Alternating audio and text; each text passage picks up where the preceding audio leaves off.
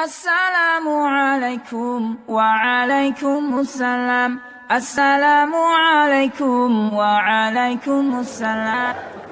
Baik. Alhamdulillah. Sebentar ya. Masih ada waktu?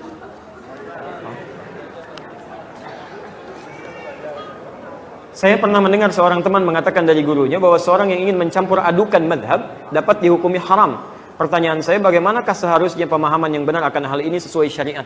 Tadi malam kami terangkan madhab, kami terangkan manhaj, dan kita telah sama-sama belajar insyaAllah ya. Baik, teman-teman sekalian, manhaj itu semua ketentuan yang berasal dari Nabi. Madhab itu pilihan yang diambil dari ketentuan-ketentuan tadi. Ya, sebagai contoh singkat, Anda bertakbir dalam sholat. Takbir pertama bisa sejajar dengan bahu di sini. Hadwaman kibaihi. Dalilnya Al-Bukhari nomor hadis 715. Takbir kedua itu sejajar dengan daun telinga di sini.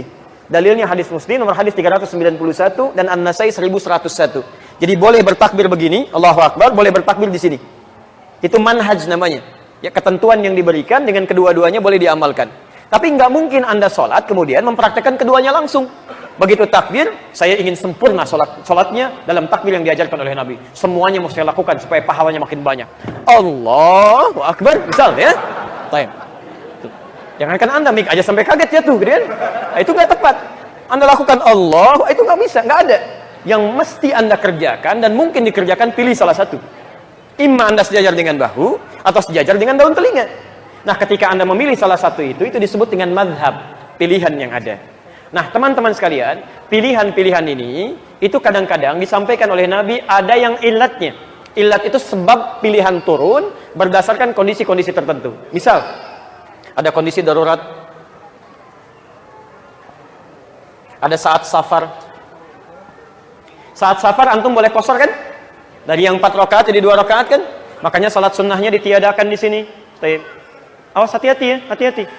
Antum terbiasa salat sunnah misalnya, kemudian antum safar. Antum qashar misalnya kan, yang 4 jadi 2 rakaat. Kesempatan masih lenggang, ada peluang salat sunnah misalnya. Masih boleh salat sunnah?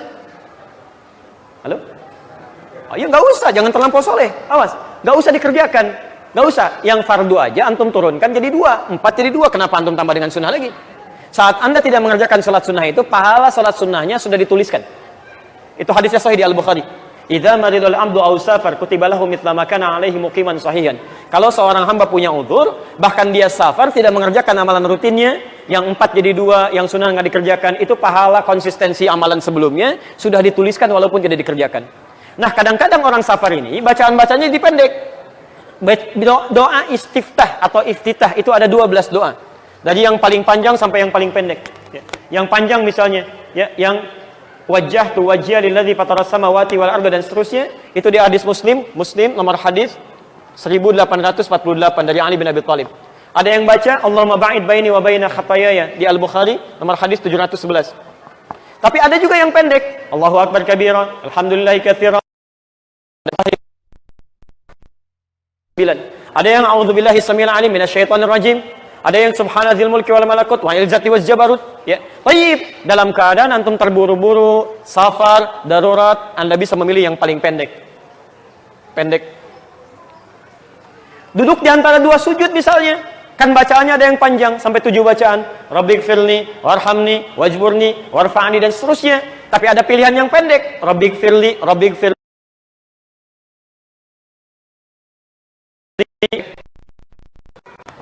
Ini dibacakan karena bergantung situasi yang ini, darurat.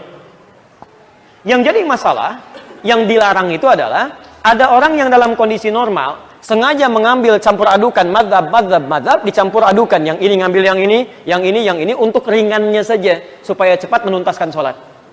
Takbirnya nggak usah tinggi-tinggi, pendek aja. Allahu Akbar. Ya, subhanadzil mulki wal jabarut.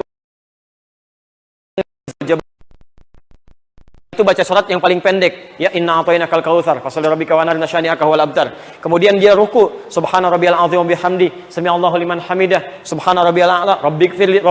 Pengen cepat selesai. Allahu akbar. Salat 23 rakaat 7 menit. Allahu akbar, Allahu akbar, Allahu akbar, Allahu akbar. La haula wala quwwata illa billah. Ini yang disebut dengan taufik namanya. Talfiq. mencampur adukan mazhab-mazhab yang ada hanya untuk mengambil keringanan-keringanan supaya nyantai dalam ibadah tapi tidak khusyuk dalam menunaikannya. Ini yang haram. Tapi kalau Anda misalnya mengambil pendapat terkuat yang Anda pandang kuat untuk diamalkan dalam keseharian, itu boleh. Boleh. Misal, doanya kan banyak, Anda mengambil yang Allahumma ba'id misalnya. Kemudian tahiyatnya Anda mengambil telunjuknya yang begini. Menggunakan bismillah dijaharkan. Jahar misalnya kan, pendapat Imam Asy-Syafi'i. Tahiyatnya misalnya Anda menggunakan yang begini, tidak bergerak, Imam Ahmad bin Hanbal. Misal, itu bukan mencampur adukan. Anda pelajari, lihat pendapatnya, oh ini yang paling kuat. Mengambil pendapat yang paling kuat itu disebut dengan tarjih namanya. Tarjih. Tarjih. Beda dengan talfik, itu lain. Nah, maka kalau seperti ini diperkenankan.